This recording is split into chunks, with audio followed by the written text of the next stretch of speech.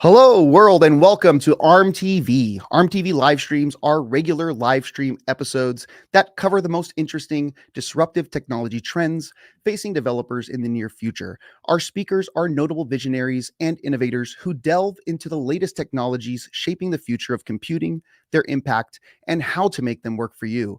My name is Robert Wolf. I am your host, and in this episode, we are thrilled to be joined by Ruth Amos. Ruth Amos is an award-winning British inventor, presenter, and professional speaker who started inventing while still in school. During this time, she designed the Stair Steady, a fixed handrail and sliding support system, granting independence to those with impaired mobility, allowing individuals to climb and descend stairs at their own pace. She was awarded Young Engineer for Britain in 2006 for this product. Later, she co-founded the YouTube channel Kids Invent Stuff with fellow inventor Sean Brown.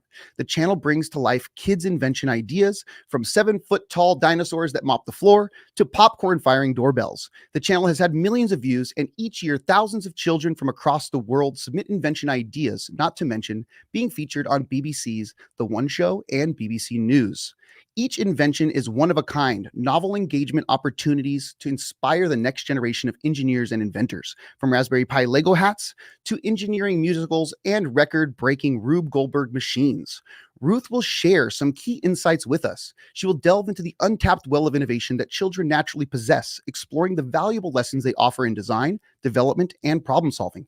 She will show us how to embrace a childlike mindset, unburdened by preconceived limitations. Developers can discover a reservoir of creativity and ingenuity that can reshape our approach to changing the world.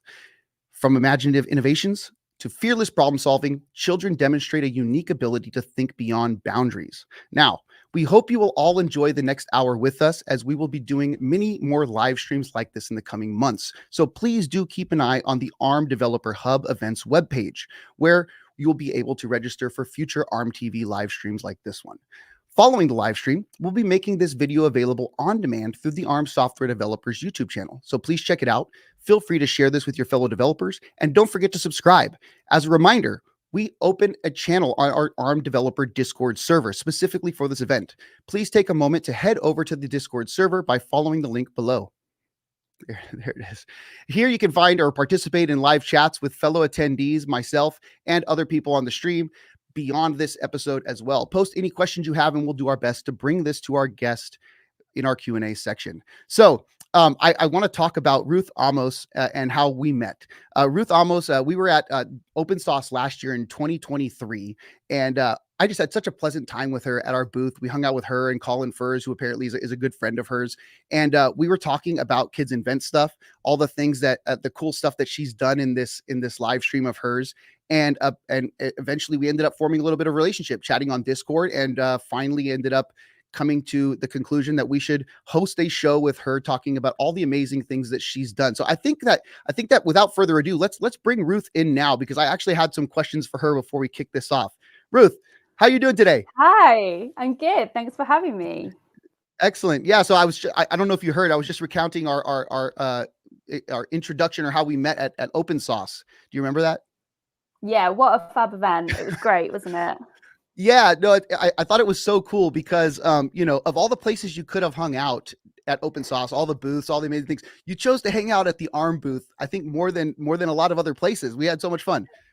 It was a great booth. Yeah, we had a great time. Yeah, it was really nice as well. It was such an inspiring event. I think that's the thing. It was just full of amazing makers, creators, great conversation. So yeah, and I met some of your team who I haven't managed to meet in the UK, but I met them in San Francisco, and that entertained me as well.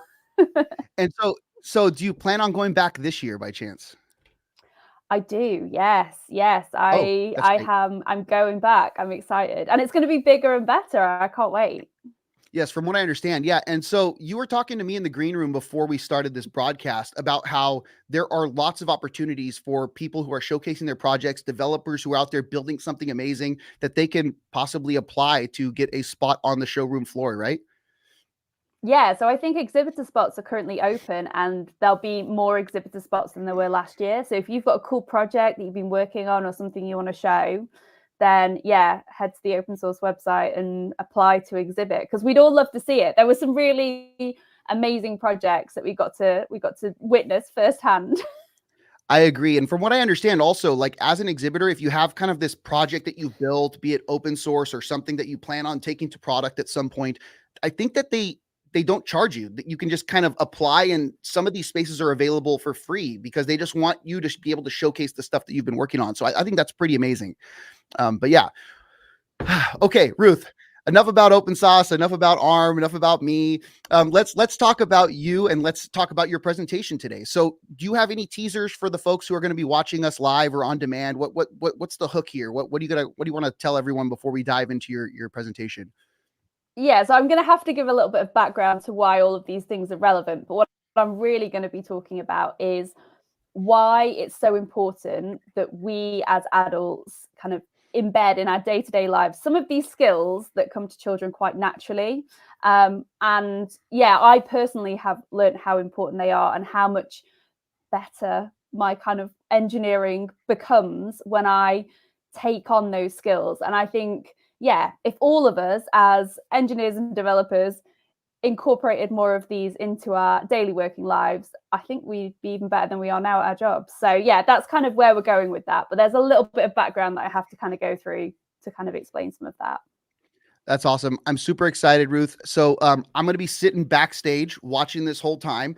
If you'd stick around after your presentation, I do have some questions for you, and maybe some more will pop up from the audience if they want to go over to the Discord server.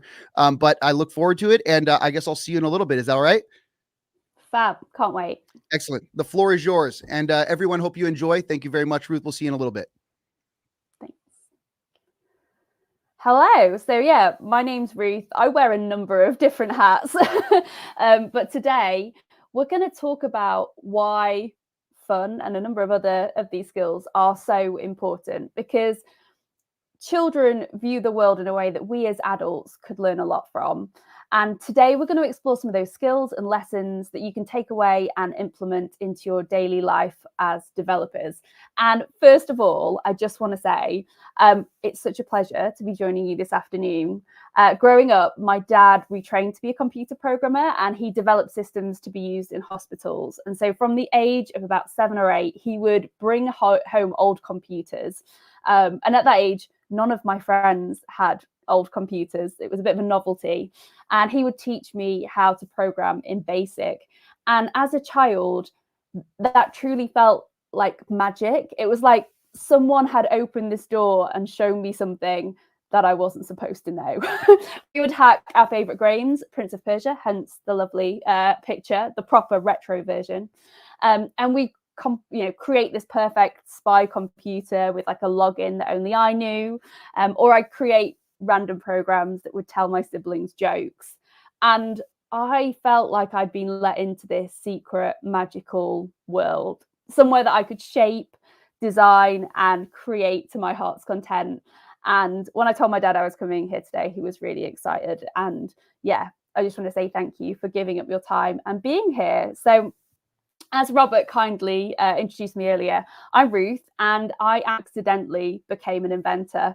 It was never something that I set out to do. I went to a very normal state school on the outskirts of Sheffield. And while I was studying for my GCSEs in DT, my teacher set me the challenge to design a mobility product to help his father go up and down his stairs safely. And I ended up inventing the Stair Steady, which is a specialist handrail, supports you as you go up and down the stairs. And with hindsight, I don't think I would be able to create this product now, knowing what I know. And I often get asked, what would I do differently? And I think if I was to set about now designing that product, I would design a worse product. An example of that is going into that project, I knew that I wanted it to be mechanical. At that point, I felt like my electronics skills were not great. And so I really wanted it to be a mechanical product. And I went home and I told my dad I'd been set this project. And before he was a computer programmer, he was a car mechanic. And so he got out all of his engineering books and started talking about motors. And he even uttered the phrase, "It's not a proper product unless it has a motor," which when I designed a fully mechanical product, I then told him off about. But I think going into that project with the naivety, not knowing anything about the mobility industry, not having any of those thoughts that we have as adults about how things should be made or the certain way of doing something, really actually helped me. And indeed, when I launched the product at a big mobility show, the MD of another mobility company told me that he and his best engineers had been trying to solve the same problem, and they'd overcomplicated things and they'd not managed to come to such an elegant solution. And this was the first time that I started to think about the value of coming into a problem-solving situation with fresh eyes, without that baggage, and how the mindset that many of us approach our daily tasks might not actually be getting the best results. We often think about why things won't work, the problems we might face. And I've often said that naivety was my biggest asset when designing the stair steady. I think looking back now, all the things that I'm doing, if I knew about all those things, maybe I would not have started. So naivety, we've all got to love a bit of naivety. So I never set out to be an inventor. This is where it all started, me at school. Actually, when I was a little bit younger than this, when I was 13, I decided I wanted to be a lawyer. I wanted to be a barrister. I liked the idea of being paid to argue with people. And I had my university planned out, the course I wanted to study, and then designing the stair steady and winning Young Engineer for Britain changed my whole life. So I suddenly realized this product, I mean, it did not look this fancy. When I designed it at school, it was like a scaffolding pole and a block of wood. And then in my classroom, what I actually gave in for my GCSEs did not look nearly as shiny. But as I went through this journey, as I brought this product to market, I realized that I was always destined to be an engineer. And although I never ended up going to university, I actually ended up starting a business on my parents' dining room table. I actually went away from formal education, which I think if you'd have told my teachers that, they would have been absolutely shocked. 16-year-old Ruth, I'm that way, there we go, 16-year-old Ruth. Yeah, they definitely thought that I was going to end up at university, not starting a business on my parents' dining room table. In my early 20s, I actually spent a lot of time across a number of different projects. I really wanted to discover what I enjoyed, what I was good at, where did my skills lie. And I spent a lot of time as part of advisory boards, consulting on lots of different projects. And I have to be honest, at that point in my career, I lost a lot of that childhood curiosity. Often being the youngest in the room by at least a few decades, I often felt the pressure of, not being seen as immature. And I wanted my ideas to be taken seriously. I have to say that unfortunately, I became quite corporate and boring, which is not great for someone that problem solves and needs to be creative. Luckily, I was about to get the perfect opportunity to rediscover some of those childlike qualities. So I am incredibly grateful for finding engineering. I could be, at Cambridge studying law and hating it. I could have gone off to be a lawyer. The first time that I went and paid a solicitor to do a contract and I saw actually what they did in a day-to-day job, I was like, I would have hated this. I'm really glad that I ended up in engineering. I also discovered that I'm dyslexic, and so I would probably have struggled and it would have been miserable. But even growing up with the support of parents who bought home computers for me to hack, I'd never really seen engineering as an option.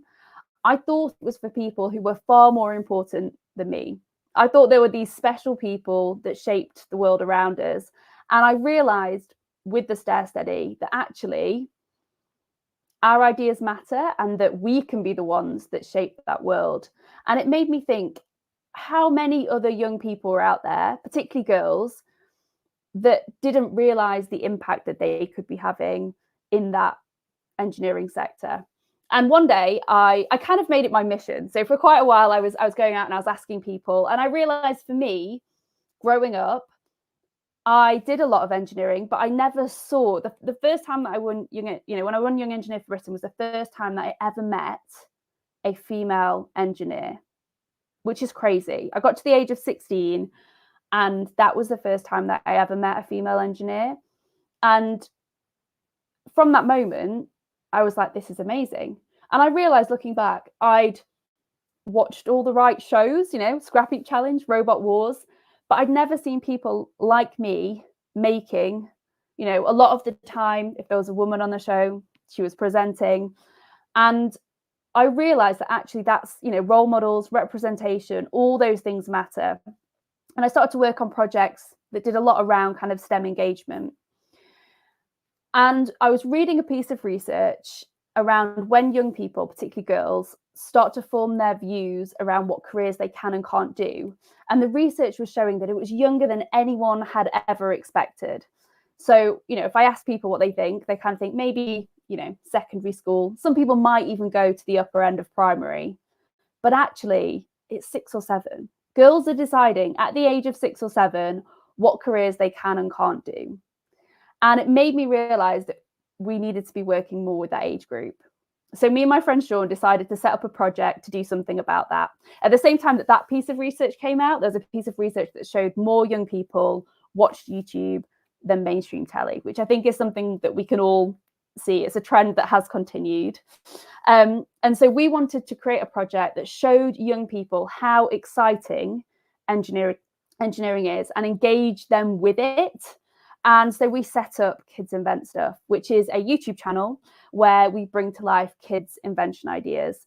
So 4 to 11-year-olds send us their invention drawings, their videos, and then me and my friend Sean bring them to life. And so here is a little introduction that's going to be played. I'm Ruth, a patent-holding inventor and maker. And I'm Sean, a designer and engineer. And we believe that kids have the best invention ideas. So join us on our mission to build kids' ideas, make mistakes, and show that anyone can be an inventor. Kids Invent Stuff. Oh, there we go. So we get about 10,000 kids' invention ideas sent in every single year. And this year, lovely link on the screen, thank you. And this year we'll be bringing to life our 100th kids' invention idea. So we get sent some incredible drawings, just like 11-year-old Lila's popcorn firing doorbell. So I'm just going to play this video so you can just have a little taster of the work that we do. So we built the world's first popcorn doorbell. Invented by 11-year-old Lila. Let's test it. Kids Invent Stuff.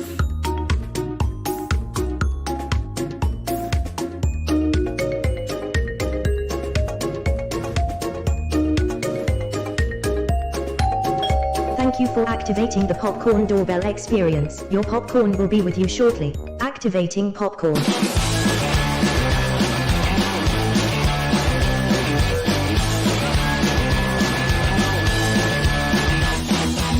Thank you for visiting.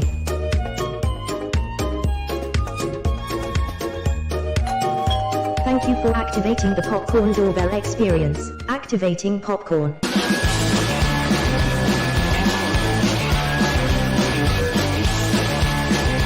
Thank you for visiting.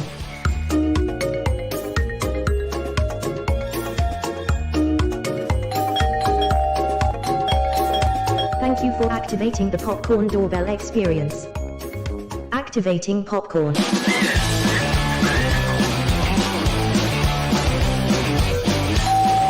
Activating popcorn. Activating popcorn.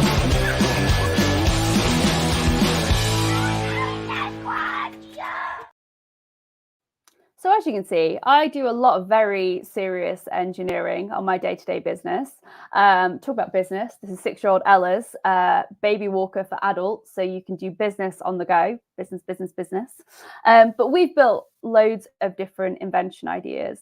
And I went straight into Kids Invent Stuff from some very corporate roles. And I realized that I had forgotten how to play. I had lost so many of those childlike skills that were needed. And especially in projects like Kids Invent Stuff, I needed to quickly relearn them and incorporate those skills into my work, because the sort of content that we create, it is about that fun and that playfulness. And so many of the ideas that we get submitted are all about, you know, looking at the world in a different way.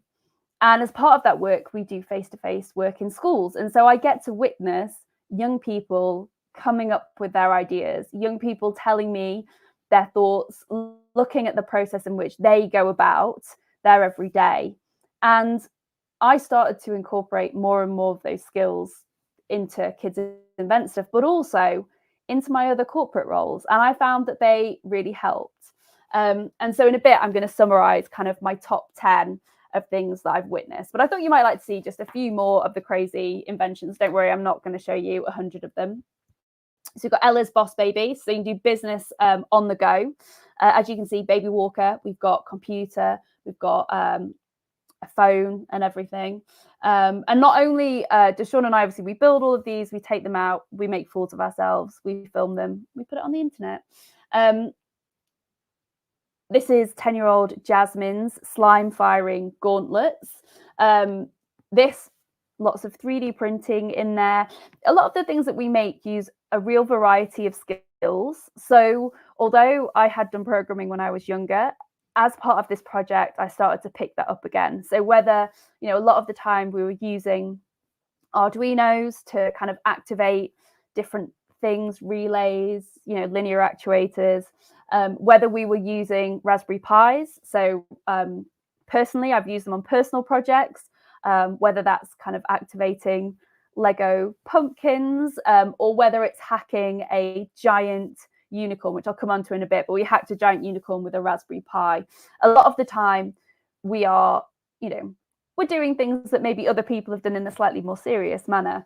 But a lot of these skills were skills that Sean and I hadn't done for a while, maybe didn't know about. We were teaching ourselves. And so we were constantly learning. And even if you decide you don't want to incorporate any of these skills, you know, from young people into your day-to-day life, please don't ever stop learning. Don't stop exploring and finding out about new things, because we couldn't build half the things that we do if we were kind of too proud to Google. we a lot of the time we look at something and we're like, yeah, you know, these gauntlets, we'll 3D print this, we'll do that, you know, but it's a constant learning curve. For this project in particular, there was a lot of science around slime, because we wanted to make sure you could, this backpack holds 16 liters of slime. And so we wanted to make sure that it was the right sort of slime. It was still slime, but you could pump it and all these sorts of things. The skills that Sean and I have learned over this project, whether it was Xander's robot shopping trolley. So this is a robot shopping trolley that will go and do your shopping. It is a little bit haphazard. It is mainly, maybe not the most, I'm not sure I would trust it to get anything delicate, let's say that. But yeah, or whether we're cutting holes in the top of cars to put in scissor lifts for Connor's crazy car invention. So lots of the time with this channel, kids are doing the hard bit. You know, quite often it's coming up with that idea. And so, you know, we look at these invention ideas, and it's one of the favorite parts to our job. Sean and I love it, going through the invention ideas that were sent. And we have so many, both online and physical inventions. I mean, as soon as we saw Connor's idea, we knew we had to build it. Car, big red button, your seat goes up through the top of the car. What's not to love? And yeah, cutting the roof off a car was, I felt, it was a very powerful moment. So yeah. This was the rainbow unicorn. So this is True's rainbow unicorn. And when we first built it, you just lift its tail and it poops jelly beans. And then at a maker event with our friend Stephanie, we hacked it with a Raspberry Pi so you could tweet it to poop jelly beans. So quite often with things like that, we have this idea and we're trying to work out how to make that happen. And I'm sure that that sort of problem solving is something that you're all doing on a daily basis, but maybe not for pooping rainbow unicorns. But here's some of the things that I have witnessed and tried to bring more into my day-to-day, because I can see such value in that. Oh, this is Snooze Balls, by the way. This is a great one for if you struggle to get out of bed. It's Gretchen's idea. It will dump ball pool balls on your head, unless you get out of bed and you press the big red button. But yeah, a lot of the things we build tend to be quite messy. Or Alex's dog car. This is a furry electric dog car. wags its tail, the horn makes a woofing noise.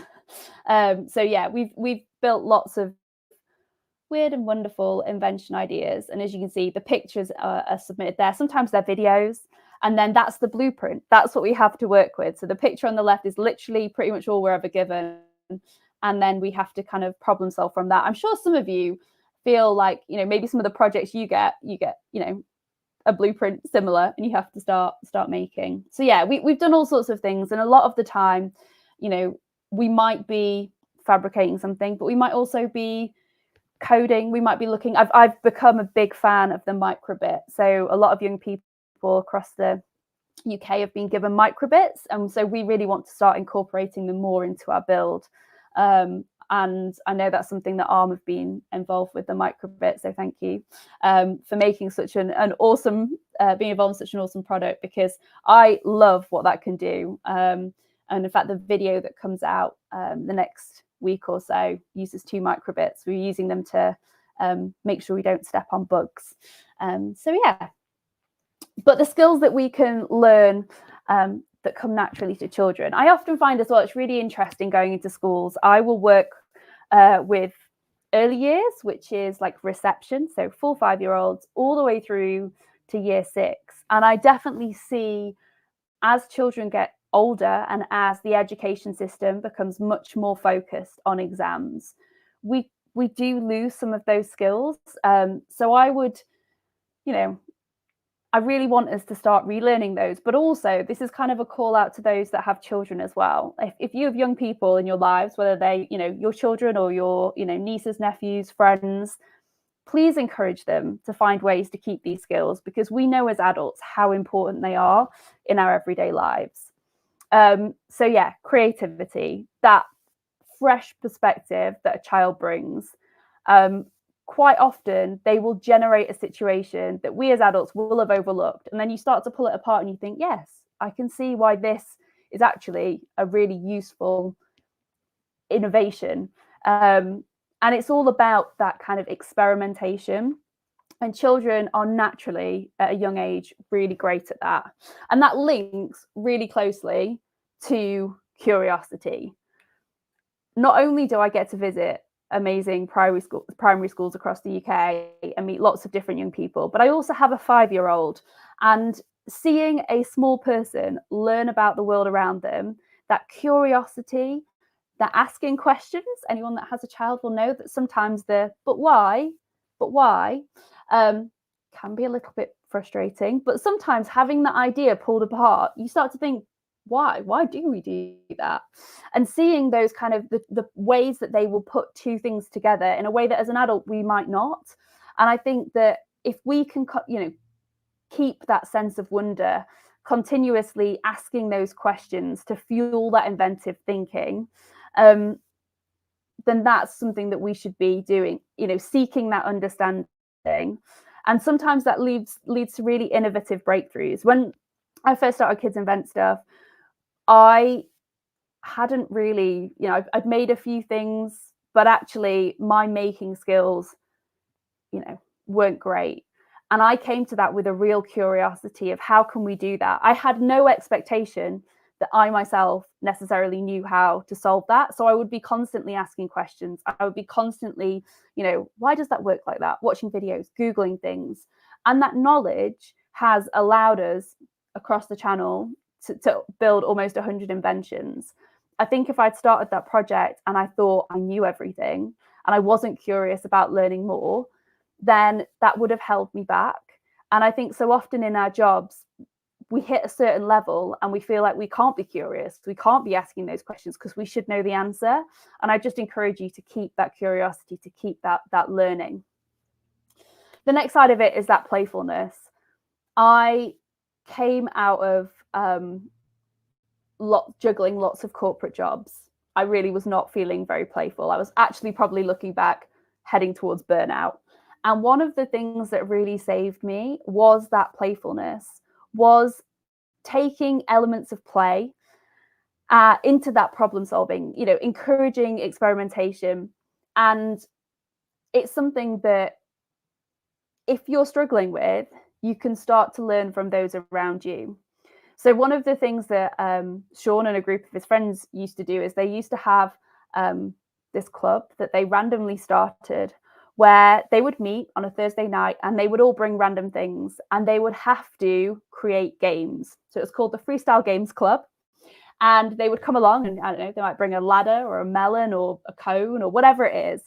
And between them, they would have to create a game. And the rules were very simple. No game could ever be the same. And you played it once and that was it. So every time you played that one game for the one time, you played it, with a real enthusiasm. And having that playfulness, that silliness, that not taking yourself too seriously. I think coming into a space where I very much felt like, as the youngest person in the room, I had to be seen as a mature person. I had to be seen as a sensible person. Learning to be playful and to not take myself so seriously was actually really important. And that joy that brought into so much of the work that we do, but also bringing that back into other situations. I think so often we sit and we are, moving from task to task, and actually bringing in that playfulness is really important, and learning how to do that again, putting ourselves in that situation where that is, important. And it kind of fosters a willingness to take risks because we're not taking ourselves so seriously. It allows us to maybe, push ourselves out of our comfort zone. I mean, imagination. Children have so much of it. They invent without limitations. We don't ever go into a classroom and say, like, we don't accept these, don't take those. Of course we get flying cars and suits and all sorts of things. But also, sometimes you look at a drawing and you think, yes, I could totally see why that's useful. Why has no one ever thought of that? And it's because they have this imagination. They don't have those constraints that we put on ourselves every day. And they explore those possibilities in a way that we as adults could learn a lot from. And again, these are all skills that we should be practicing and incorporating. I often think about these things as, in the same way if you're going to run a marathon, you wouldn't just, go run a marathon. I mean, I do have friends that have done that, but you would probably want to train. You'd want to build those muscles. And that's the same that we're doing with this. None of these skills are things that you're going to you're going to finish watching today and you're going to be like, right, I'm going to be playful. It doesn't work like that. You have to be building those in. And I would say, having gone from like corporate burnout, it took me a good 6 to 9 months to start feeling like I was building some of those things in. And again, it's something that I practice all the time. It's something that I think as well, we have to give ourselves permission to do all of these things. Persistence. So children, I mean, lots of schools talk about resilience and failure. And that's something that I was never really taught as a child. Failure was not celebrated in the way that it is now. And I think it's such a valuable trait that we as adults can adopt, to look at how we persevere through challenges. Every single thing that we build on this channel at some point has failed. There is, however we plan a build, however we look at, we might do this, we might do that, how's this going to work? Something always fails. Something doesn't work how you expect it to. And that might be human error. That might be us wiring something wrong, us writing the wrong bit of code. But it might just be, we've bought something and we think it's working and it's not. And there are varying degrees. We built a giant Rube Goldberg machine, which is like a big game. It's like the game Mousetrap. So it's like a chain reaction machine. One stage sets off the next, and a human can only touch the first stage. So we combined 60 kids' invention ideas into this giant Rube Goldberg machine, and it took us about 10 days to build it. And it took 74 attempts to get that to run all in one go. So 73 times that thing failed. And every time it failed, someone would shout reset, and we'd all run out. We built it in this big warehouse. We'd all run out onto the floor. We'd all reset the stages that we had. And it was soul destroying. I'm sure in the work that you do, there are points where you cannot get this thing to work. But children fail so fast. I've witnessed firsthand, they can draw something, they're like, oh, that's not going to work. Or they try and make something that doesn't work. And they just continue on to the next thing. They're constantly pursuing that idea. Maybe they're changing it, and they're showing that resilience. And it's something that's really, prized in schools now. Lots of schools are really giving young people the skills. And I cannot wait for those people to hit the workforce, because the fact that they have that resilience to just pick themselves back up and carry on, but also they have that celebration of failure. They have that persistence through it. And it's something that whenever you have a creative job, whenever you're problem solving, whenever you're trying to make something work, what a skill to have. And linked to that is adaptability. So quite often, I'll see a young person do a drawing and then they'll be like, oh no, actually that wouldn't work, or I don't want that. And they're changing it. They're being flexible. They're able to pivot their ideas. Sometimes young people pivot their ideas so quickly. You're like, hang on a minute. We're talking about, a giant dinosaur, and now you're telling me you want something that flies in space. They're able to kind of embrace those new ideas, and they're ready to adapt, find uses for objects, materials. My 5-year-old is constantly finding things in the recycling bin, and they're becoming new things.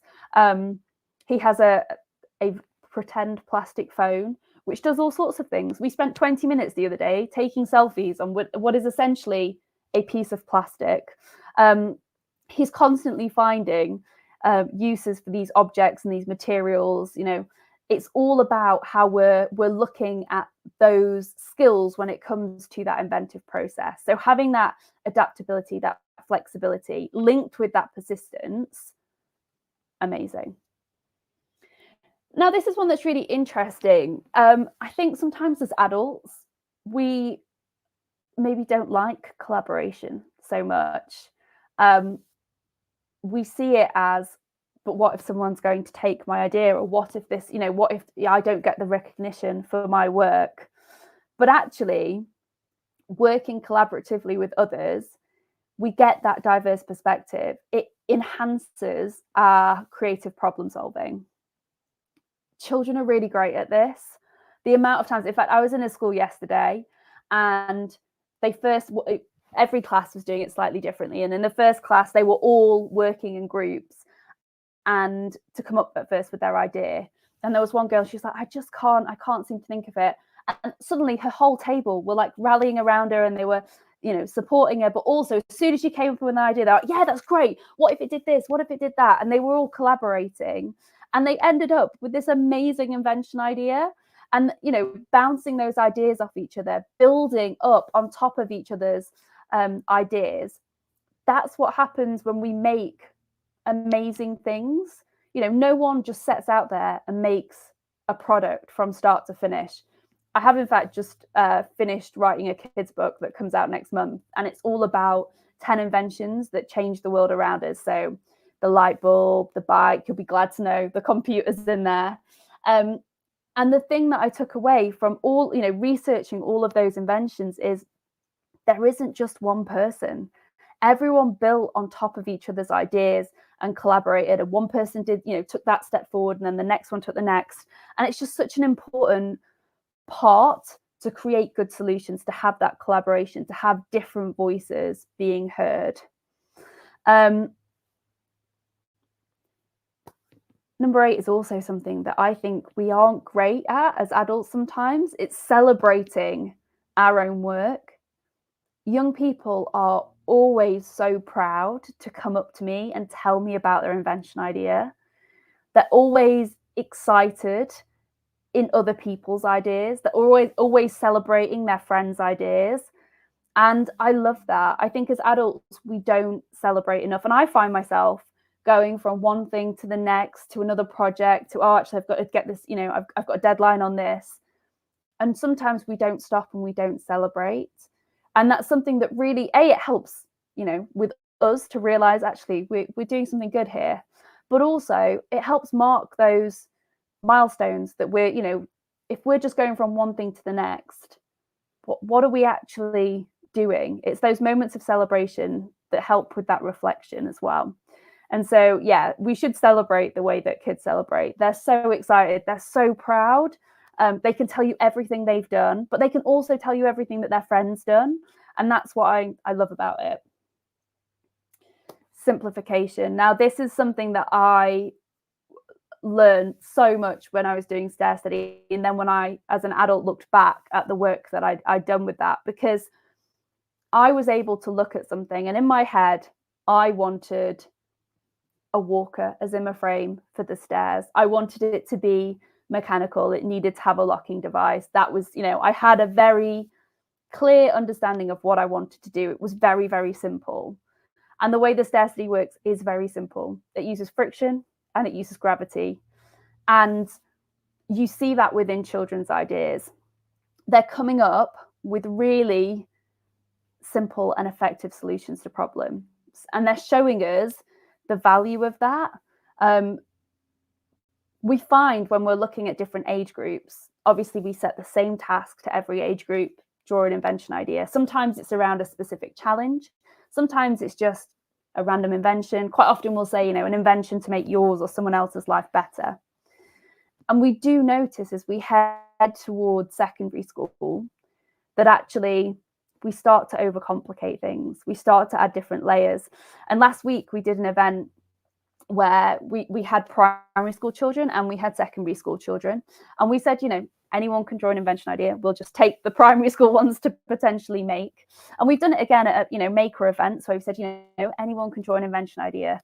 And the stark difference between those adults' ideas and those children's. And actually, if you can't explain it in a single sentence, it's probably too complicated. And that's something that I like to think is, yes, there might be layers to something, but if I can explain it in a single sentence to someone, that means that I have an idea or something that might catch on. Because if I can explain it simply, someone else can. And often with big projects or with products, we need the buy-in of lots of other people. So being able to really simplify down what our thoughts are so important. And the last thing is fearlessness.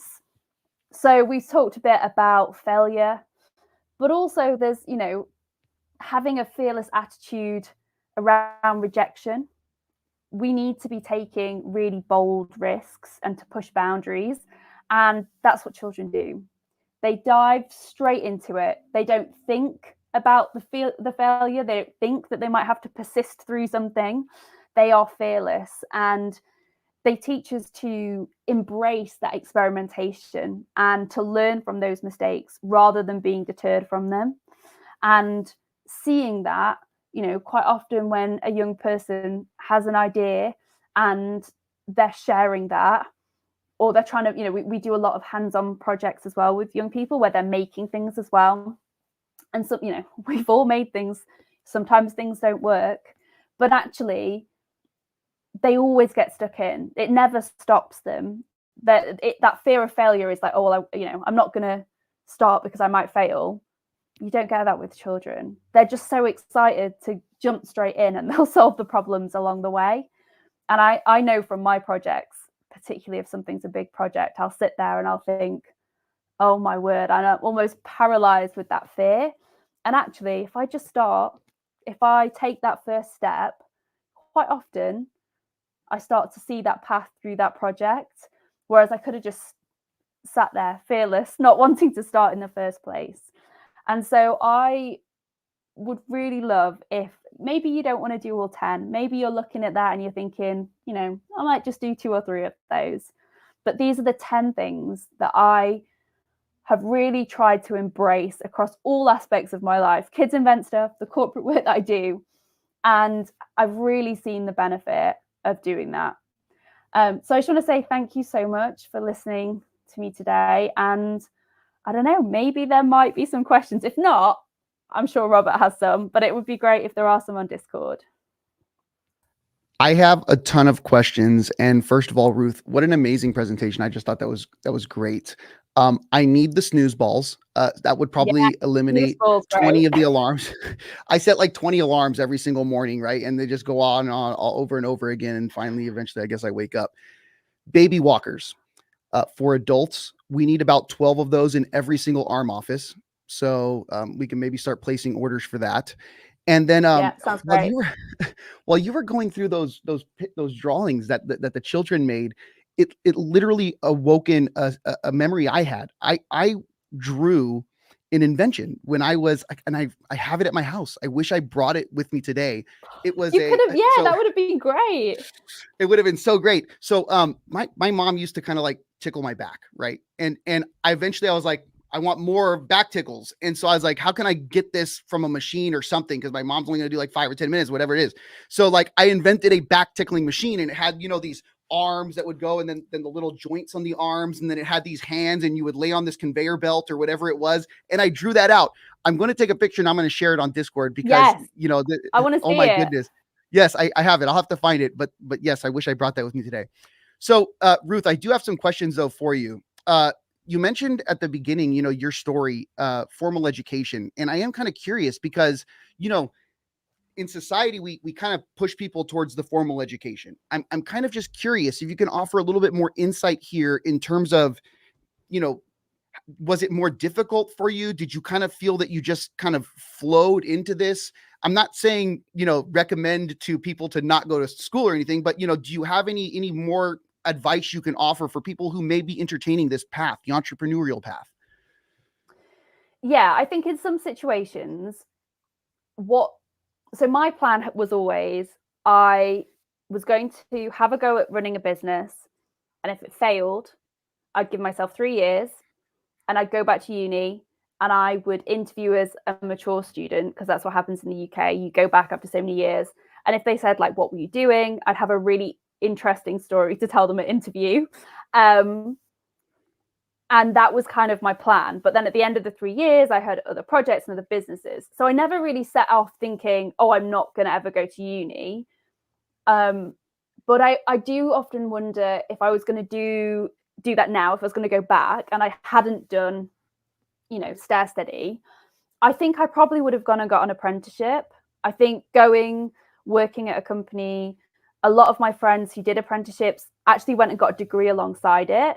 And I think there is something now of that kind of lifelong learning. There are opportunities. I mean, it's not easy. I think, anyone that has a full-time job and is also learning new skills or studying or trying to, have other skills that would be useful alongside their job, it's a lot of time and effort to do that and hold down a job. But I think there's something really exciting about the fact that now yes, if you're going to be a brain surgeon, I'd like you to have gone to uni and medical school. But there are so many jobs now where actually it's about how you do that certain skill. It's about those problem solvings. And I think we are starting to value some of those different skills. And that's great to see. For example, I recently was very honored to get an IET honorary fellowships, the Institute of Engineers and Technologists. I do not have the education qualifications to be part of that organization. But it was the fact that they recognized my other work, the Kids Invent Stuff, the rest of it. And that was just really nice to see something that is as prestigious as the IET to recognize other skills and other routes into industry. And so I think, there are different ways. I also think for a lot of people, we make decisions very early in education, and people maybe make decisions for different reasons. And then they often feel like they can't go back and get that career that they want because of that. And I see so many people really exceeding when they go back to education as an adult, because they really value it in a way that maybe they didn't when they were first a student. Absolutely. Yeah. It just was interesting to me because now that you answered this, it's kind of the opposite. A lot of people are saying, like, a lot of people usually think like, oh, I'm going to go get an education and then I'll have that to fall back on. For you, it's kind of like, I'm going to go be an entrepreneur and I already have my plan on how I'm going to fall back on that.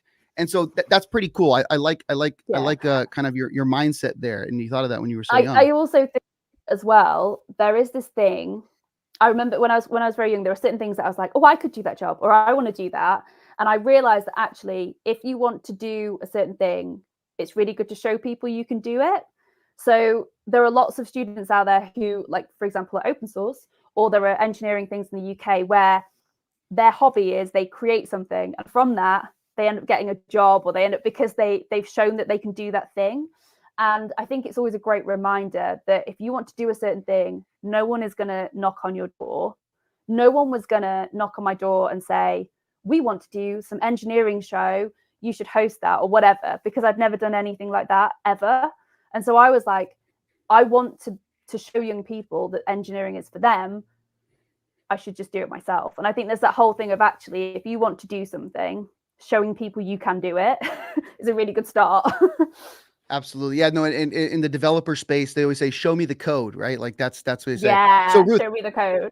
we have about 6 more minutes, but I have about like 4 more questions. So if we could maybe Okay, do we'll like be quick. 1 minute Speed answer through. on this one. Okay. So catalysts for you to identify kind of like this childlike mindset. For you, the catalyst is these invention submissions from children. I love how you provided this list of, 10 kind of skills that you might want to hone in on. But if you were to kind of like identify like maybe a more tangible catalyst for a developer out there, be it, someone who has kids, but maybe I'm a developer who doesn't have kids. Like, what would be that catalyst for that developer to identify that creative childlike mindset? I would put yourself out of your comfort zone. So I'd find something that is kind of out of your comfort zone and have a go at it. Or I'd look around and think, maybe there's a project you've always wanted to do. Maybe there's something you've always wanted to create, or something you're interested in. I'd go out and I'd do that. I think as well, surrounding yourself with people that are like that is really helpful, because you start to see the world in a different way as well. So finding creative and interesting people to hang out with and pushing yourself out of your comfort zone. I like that. So if you find something uncomfortable, just go do it anyways, right? Yeah, do it anyway. As long as it's legal. Yeah. Yes. All right, cool.